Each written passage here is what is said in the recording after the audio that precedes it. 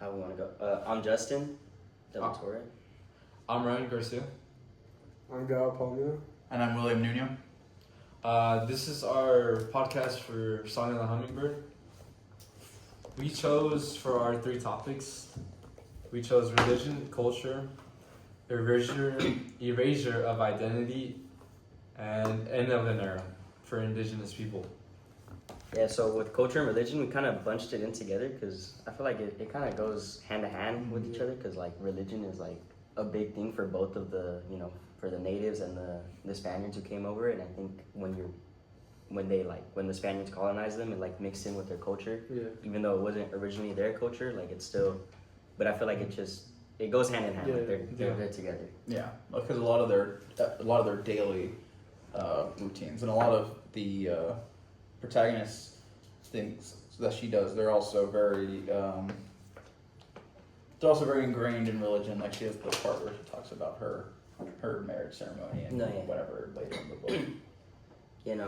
Like it's culture and religion. Like it comes out a lot in the story too. Like Yeah. I think one of the quotes I put was, "Forgive my interruption, but this shows that it was the will of Almighty God that the kingdom of the Mexicas should have perished."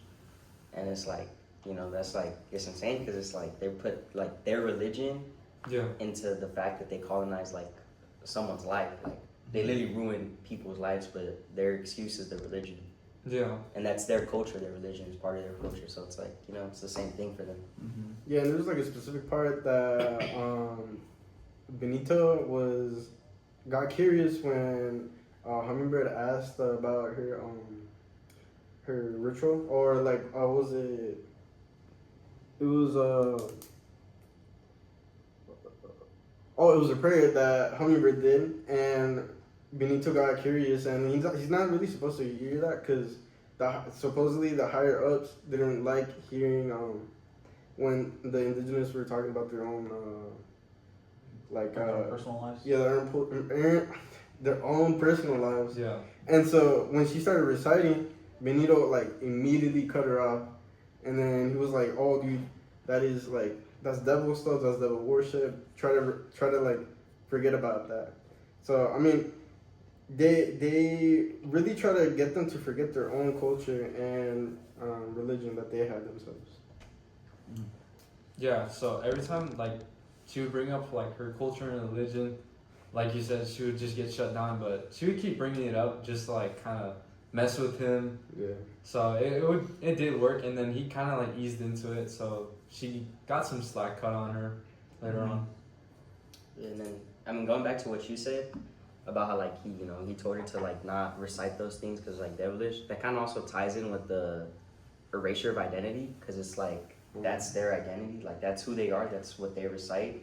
And then to have someone tell you like, hey, don't say that, that's from the devil and all that, it's like, it's insane because it's like, I think like if we look at it now, it's like, what if someone was talking about like something they like I'm talking about sports, and then someone's like, nah, don't talk about that here though because that's weird. And it's like, dang, like that's what I like to talk about though. So it's just like, I don't know, it's just like, I think the whole story, like all the topics we kind of chose, like they all kind of tie in with each other. No, for sure. The book does a really good job of tying all our characters and all of the historical events that happened. They're very good at entwining culture and the end of an era because it talks about their conquests, and then also part of the racial identity is also stuff that happens around the indigenous people, like when Hummingbird has her kids taken back to Spain, which is obviously it's their children or of native blood being taken to Spain to be, I guess, I don't know what the word would be, but Spanish to be made to Spaniards. Would it be assimilated or not? I guess assimilated. Assimilated to Spanish society. Yeah. I would say so. So yeah, that's. Then like there's other quotes too about like culture and religion. Like this one is, "I shall not let you speak blasphemously about our blessed mother, nor should you slander the brave missionaries who sacrificed their lives to bring your people salvation. If you continue to do so, Señora, I will leave." Chapter 10, page 103. And like this one, like I kind of split it into two because it's like the first one, it's obviously like, hey, don't talk bad about my religion, but I can talk bad about yours, but once you like bring in my religion and my Virgin Mary, like That's where I draw the line. Like you can't do that. That's messed up. Like that's wrong. That's wrong what you're doing. And then the other part I looked at was, nor should you slander the brave missionaries who sacrificed their lives to bring your people salvation. And I see that one because it's like, it's stupid because it's like, bro, the natives didn't want these brave missionaries to save their lives. Like they were literally living their lives good and they were living it well. Yeah. But she's saying, Benito's saying, don't slander them because they like sacrificed a lot to save you. And it's like, save me from what? Or save them from what? Because like, my life was good before you guys came, and now I'm living here at this. Where are they living at? There's a convent. Yeah. I'm living at this convent. I can't speak my tongue. I can't say my prayers. My people are dead. You know, like, but they saved them, and it's like I didn't get saved from anything. If anything, I'm put in a worse situation. Yeah. So, like, I don't know. That quote, like, that one's crazy to me, to be honest. Just because I'm splitting into two. It's just how I'm looking at it. Yeah, it intertwines with the erasure of identity because that basically ends it all for them. So replacing all their cultures and their whole religion in general is just completely shut down. So it doesn't get brought up anymore until like towards the end also, where he's like, you know what, I'm finally just gonna listen to her, but still he's very cautious about it. Yeah, he definitely has his points where he's willing to hear her out, and other times where he's not. Yeah. Especially like after he meets with his superior. Yeah. He kind of takes a backseat, but then also gets drawn in more. Where Hummingbird described, I think Cortez was in the city. Yeah. She's talking about Moctezuma. She said, it was a ritualistic practice that turned everyone present so that the king was like a mighty bird with its wings outstretched and ready for flight, but held down by human hands. It's page 93 and 94. And that's something he didn't cut her off for necessarily. And this was also a ceremony to welcome Cortez and his men, and which would later, of course, he would backstab them. I think a really good part that you can see the like difference of each culture is when Benito says, "A woman, how ironic," when he was talking about when the natives trapped the Spanish in the city by destroying all the bridges, and you can tell in this quote, you see that he doesn't really see women as like warriors or that they help, like maybe like less than that. And then Hummingbird replies with priest, don't be surprised, Mexica women were important throughout these days. So I mean, you can really see the how they differently valued women at that time. So I don't know. I thought it was pretty interesting, a really interesting part. Oh yeah, for sure. Because we're kind of used to a westernized patriarchal society, and so when we see other civilizations that weren't predicated on that kind of hierarchy, you know, obviously it's foreign to us. Just in this novel, imagine being a people who had never interacted with any society like that coming in. Yeah. See, because you would believe that it's ridiculous that, oh my gosh, women can do things. God forbid. No, it's like it shows like the different societies like kind of colliding, and For sure. obviously the winner like deciding what is crazy. Because I think to the natives it's like, oh, women fighting, you know, that's normal. Like men fight too, like. But then to the Spaniards, it's like, whoa, what do you mean a woman's fighting? Like, they can't fight. They're supposed to stay at home and do whatever, like, do womanly chores, not, we'll go out and fight. But, man. Yeah, they replaced women could do they were more equal with men too, so they could fight, do everything that they did. They helped out, so it replaced the religion of it. And then for my last quote that I chose for culture and religion, it's kind of a long one. It's when can't really pronounce her name, so I'm just say Hummingbird. She's outside in the I guess the quad area, and she's kind of talking in her native tongue to someone, or to someone, and Benito says, "That's how it should be, Senora. The Holy Mother Church requires us to pray for the souls in purgatory." And then Huitziline stopped where she was and looked up at Benito's face, her gaze intense as she held her head in a way that hid the sacred socket. Our spirits never leave us to go to that place you mentioned. They stay here with us, and because of that, we don't pray for them. Instead, we speak to them. Chapter 11, page 114. This one, like, I'm seeing it more as like, nah, actually, I see it as both ways, but it's like, you know, obviously the Benito and the Catholics, or are they Catholic? Yeah, They're Catholic, you know, in their religion, like, if the soul doesn't go to heaven or hell, they go to purgatory. And, you know, that's somewhere where, like, you're supposed to pray them out of it, like, pray for their soul, pray for salvation for them. But in the native religion or culture, which is the both, I guess, you know, they think the souls never leave even once they pass. Like, they're always with you, guiding you, and, like, you know, strengthening you. Yeah. And instead of praying for their safety or praying them away, maybe, you know, talk to them, like, let them know that, hey, like, I still remember you, but, like I still remember you, like, you know, you're not gone. Like, even though you're dead, you're still here with me. And it's different from, like, what Benito thinks. Like, he thinks, oh, we should pray for them, like, you know, like, let's get them to go to, like, heaven, like, finish the salvation. But nah, it's like, it's different for both of them.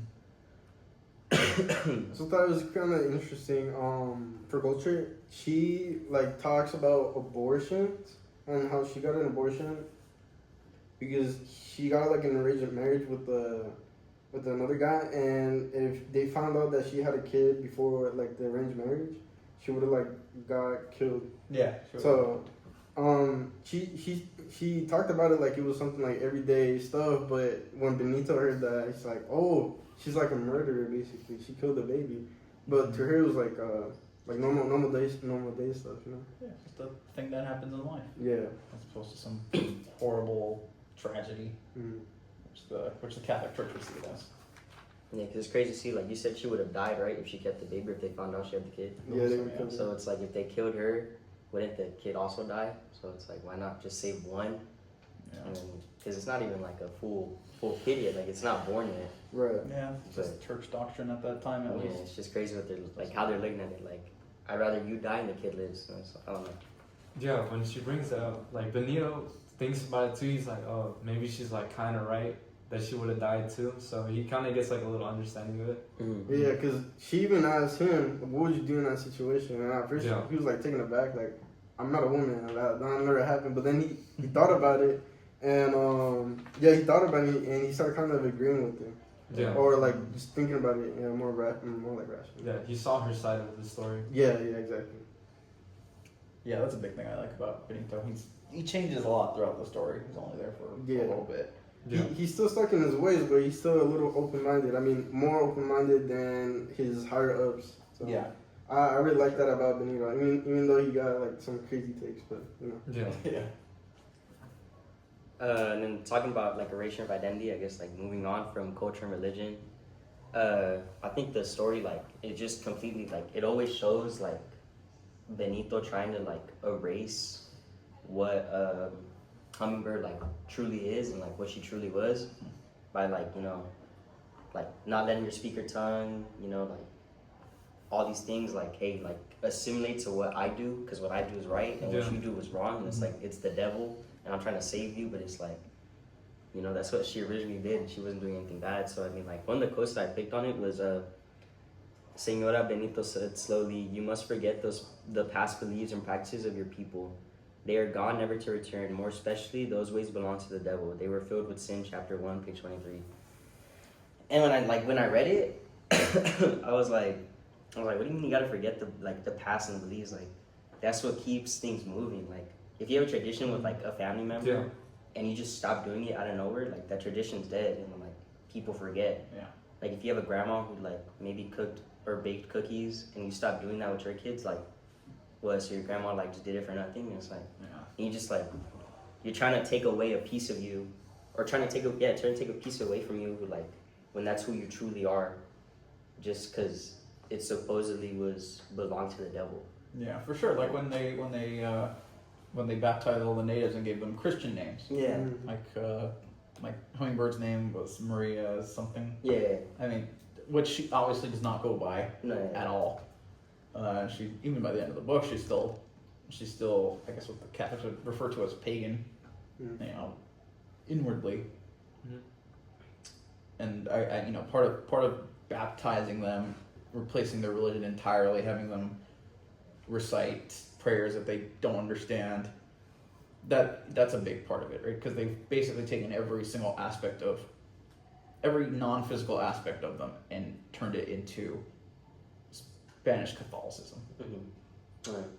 I also thought it was interesting when Benito would tell his higher ups about what she's saying. They would all say it's BS because Cortez never wrote that down. So I guess Benito's only heard one side of the history, obviously the Spanish, and never the perspective of the natives. But it wasn't until some stuff that he does know started lining up, he was contemplating maybe some of this history. You know? Yeah. So I thought that was pretty interesting that they even showed that at that time they never really valued both sides, only the one side, the only side. The honest side. Exactly. Yeah. Yeah. Yeah, like for the end of an era, like how you're talking about what Cortez did. So like all the horrific stuff he did in the war, like killing children and all that. Yeah, that was crazy, especially when they were in the city. I forgot what the city was called. Tenochtitlan. Yeah, Yeah. yeah, when they were in that city, and they had come in and killed the king, but apparently they didn't write that down. So he died from like stoning from his own people. Was it something or was it Yeah. stabbing? They didn't write that part down. The stabbing. Oh, right. It was like apparently he got killed by his own people from like them throwing like a stone at his head or something. Right. No, and then they also killed his wife. Like, that was so random. Yeah. Because his wife tried to save him, and then the Spanish, like, hit her in the head and she instantly died. I was like, damn. When I heard that part, that was kind of crazy. I know, that was so it's just like, oh, she's in the way. Yeah, it's crazy when you get written, like, because like only the winner really gets to like write this history. So it's like, who knows how like messed up history truly is now? Like, Yeah. Oh, for sure. we can say that like, oh, they didn't do any of these bad things, but like, like they literally just went in and just killed the king and then decided to lie about it. There's definitely a lost history out there, Yeah. So it's just, I don't know. It's crazy to think about. Yeah, there's a lot of history lost to us just simply because those who were being written about didn't get a chance to say what their life was like because they were disregarded. They were defeated people, so they didn't have a say in who they were. And that's what I think makes this story so like such a good book, like, because it's like we're looking at a different perspective, Yeah. Yeah. even if like this story isn't like based on a real person, because it isn't, right? No, No. no, it's not. But it's like based on something that did truly happen. Yeah. Like, we get to see someone who actually lived the experiences, like actually tell them how it was, and then we get to see someone who read the experiences, like, kind of not open his mind because he's still kind of stubborn, Yeah. but be more understanding on like what happened and like what truly happened and like Yeah. how it all went down. Yeah, and the way the book is written, it really like paints a vivid description of when they're explaining how the city looks like, how people were. I mean, I feel like sometimes they you could read historical documents and they kind of it's all words, but the way this book is written is really good, in my sense, because then I start really picturing these things. So the descriptions and everything, it's really nice. Yeah. It gives like the perspective of the loser. What happened before. Mm-hmm. Yeah. And that's what I like about it. Like, Yeah, I it's don't know. not only the winner. It's good to see like, or it's cool to see like I guess more of the truth for once, than just reading like, I guess the fake or whatever makes them look better. Yeah, for sure. Yeah. And then, keeping on erasure of identity, I chose these two quotes. I kind of tied them into End of an Era too, because I just couldn't like figure out another one. But it was the fall of Tenochtitlan was quick from the beginning to end. Our finality spanned just weeks and months, and what had taken my people ages to build was brought low with a few battles. Chapter 9, page 86. Because it's like, it's crazy that like, something that like, obviously like how the book explains it, how you said the book explains it like vividly, and like how you could really picture the city, and something that obviously like it wasn't built in one day, it took them like a while. It's just crazy how like in a few battles like it was over. Like, that's how it ended. Like, they spent maybe like, does it say how many years they spent in it? Like, I don't remember. I don't remember either. I don't But recall. yeah, it ties in with it. But it obviously like took them a while, and then just for like that to like be gone in just a few battles is like, it's insane to me, because it's like, imagine that now, like, with our cities like LA or like just major cities, and like then one day like just one quick war could just wipe it, like, could just like erase it from history. But it's Yeah. like that's what we shouldn't let happen. And I think this book like makes a good thing on it. Like, you know, don't forget what happened, even though it's been like a cool couple years, you know. But it's like, you know, like this still happened, and like now this is the truth, and like, you know. But I like that. Yeah. Yeah, it's with the end of an era, how like they had brought in disease and they completely destroyed like everything. Even though like they were preparing for war, they couldn't because they're still dealing with disease, and they like kind of destroyed the city like that also. Yeah, that kind of weakened their whole army and the city. So it gave the Spanish more benefit. Spanish are the ones who brought the disease too. Yeah. But yeah, that was pretty interesting too. Okay.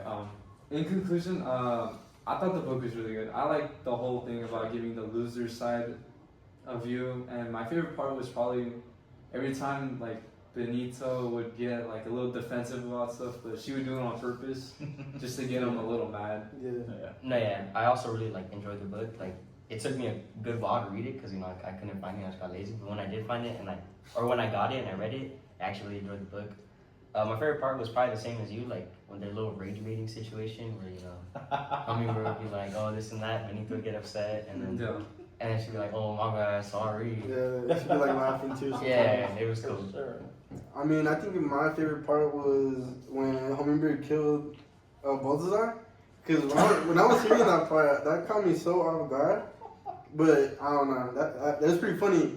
Because she tricked them about leading him to some treasure, and then ended up trapping him in the little like cabin or cave of it.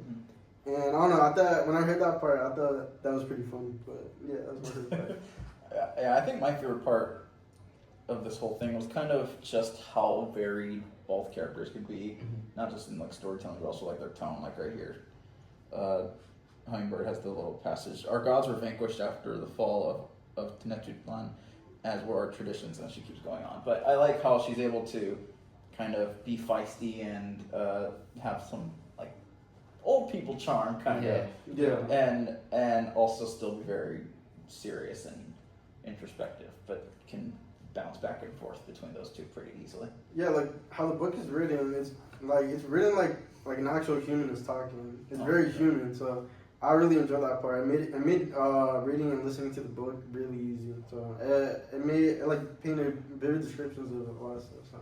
Yeah, it wasn't boring to read. Yeah, like all the other books, like in the English class and all that. Yeah, it was a good book. Yeah, and then you know, I just thought it did a very good job of kind of giving us that perspective history from the colonization age, right? Like the culture, the end of the indigenous era, and their racial identity.